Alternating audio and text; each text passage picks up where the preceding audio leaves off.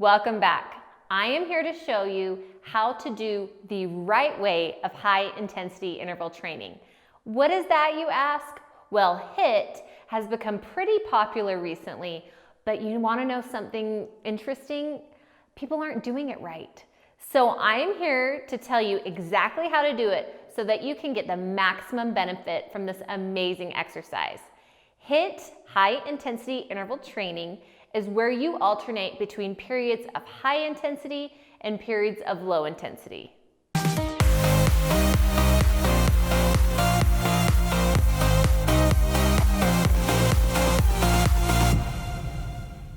HIIT is much more effective for fat loss on your body than anything else. It actually is the only proven way to exercise that directly targets belly fat.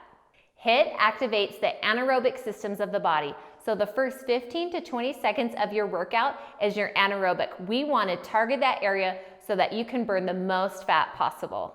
So I've told you why you should do HIIT, right? Now I'm going to tell you what most people do that isn't right. So most people hop on a treadmill, they hop on a rowing machine, they hop on a stationary bike, and they go as hard as they can for 1 minute, and then they rest for a minute, and they go as hard as they can for another minute for about 25 minutes on and off. But you're not gonna burn as much fat doing that way of HIIT.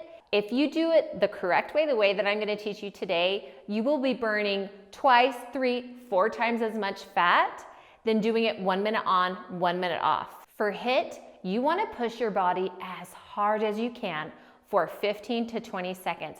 You're gonna be using between 85 and 95% of your max heart rate. So I like to use the 1-to-2 ratio. So if you're going hard for 15-20 seconds, which is what I want you to do, you're gonna take about twice that much to recover.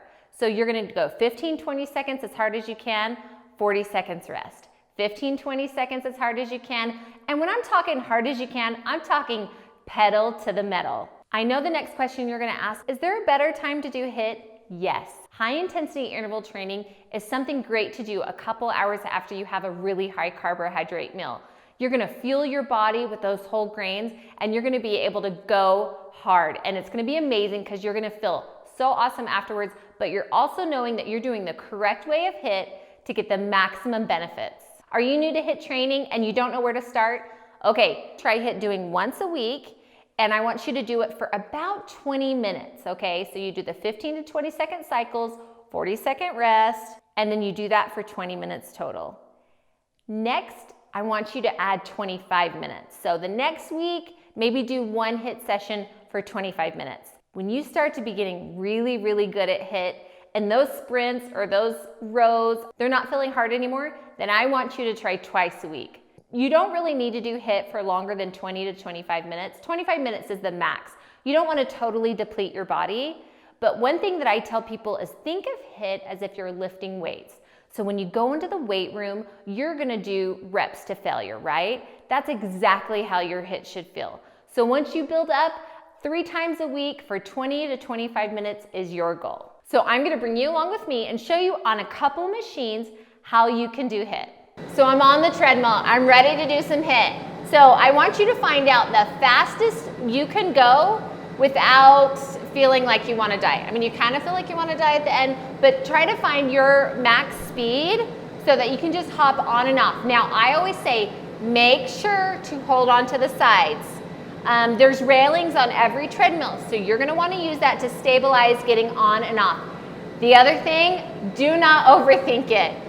And never put both feet on it at the same time. That's a big mistake. All right, so I'm gonna go hard for about 15-20 seconds, and then I'm gonna recover for 40, and you're gonna see how winded I am at the end. Here we go.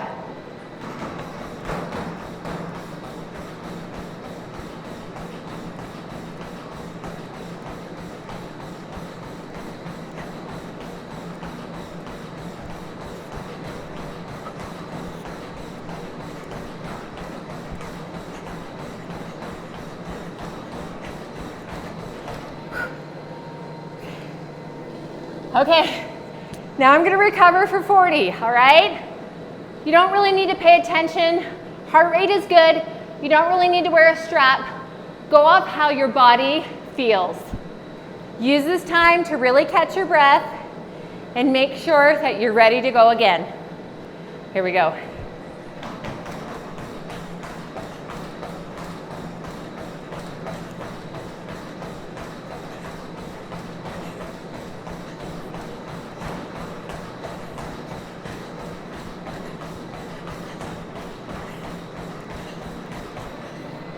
All right, now repeat that for 20 minutes and you will be in fat burning zone.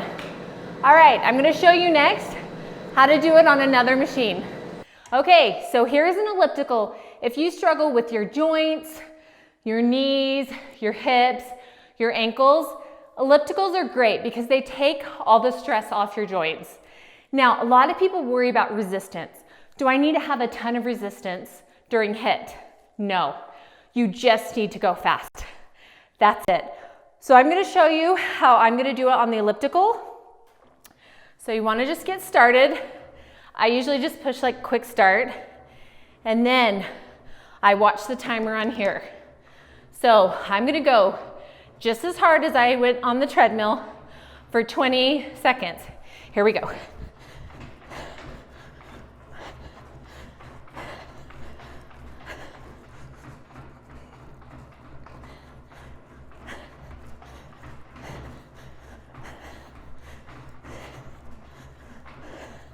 And recover for 40. All right, recovery. You can hold perfectly still. You can also, if you want to on the elliptical, this just feels natural. Don't go too fast. Let your heart rate come down. Now it is a dramatic up and a dramatic down. And that's what HIIT is. All right, 5, 4, 3, 2, let's do it again.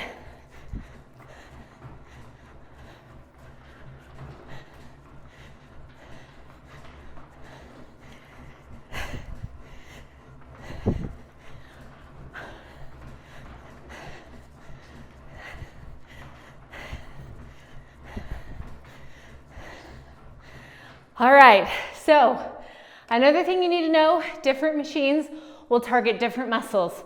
So when you do on the treadmill, your quads might be a little sore. You do an elliptical, your hamstrings might be more sore afterwards too. So make sure you're drinking lots of water and recovering well. You never want to do HIIT back to back. So give yourself a day or two to rest and then you can do it again. So try it out. Tell me what you think. I have a feeling you're gonna love it. And if you already do it, I wanna know if this is different than the way that you're doing HIIT. Comment below, make sure to subscribe. I'll see you later.